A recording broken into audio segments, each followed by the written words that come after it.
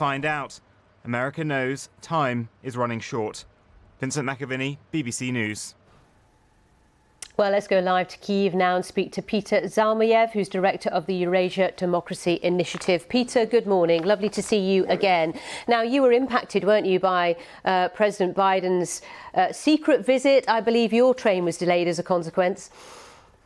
Indeed, I was traveling back to Kiev from the Munich Security Conference, where his Vice President Kamala Harris had just delivered a speech, and we were detained to let the president's train pass. It was done in absolute secrecy. We were expecting Biden to be in Poland, but all along, it now turns out he was planning to be in Kiev. An incredibly fraught moment, considering that, you know, as your correspondent said, there were sirens ringing out during his visit, but very, very uplifting for Ukrainians. I cannot begin to tell you the emotions that Ukrainians were feeling as they were seeing the two presidents strolling around the central Kyiv.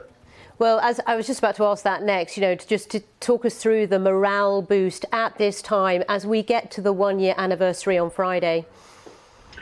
Yes, indeed. This was something that we'd been waiting for.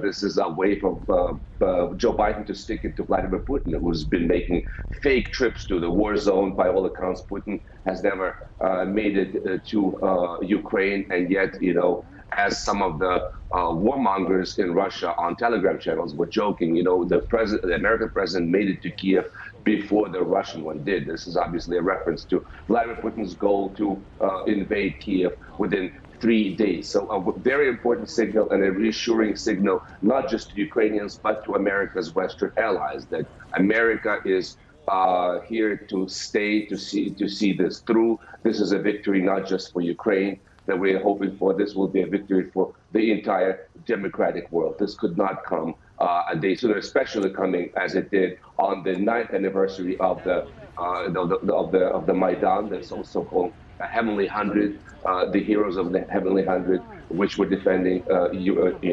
Ukraine's European choice back in 2014, 2015, and obviously the approaching one-year anniversary. And today, Vladimir Putin is expected to give a speech. So we're now wondering if he's been rewriting it after Biden's visit. Just quickly, though, Peter, there's real concern about how long this war will last for, obviously, for all of you in Ukraine. But in terms of support coming from the US, from the West, President Biden has a job on his hands to get Congress to, you know, give the money that's sent to Ukraine in terms of military aid, infrastructure spend, etc.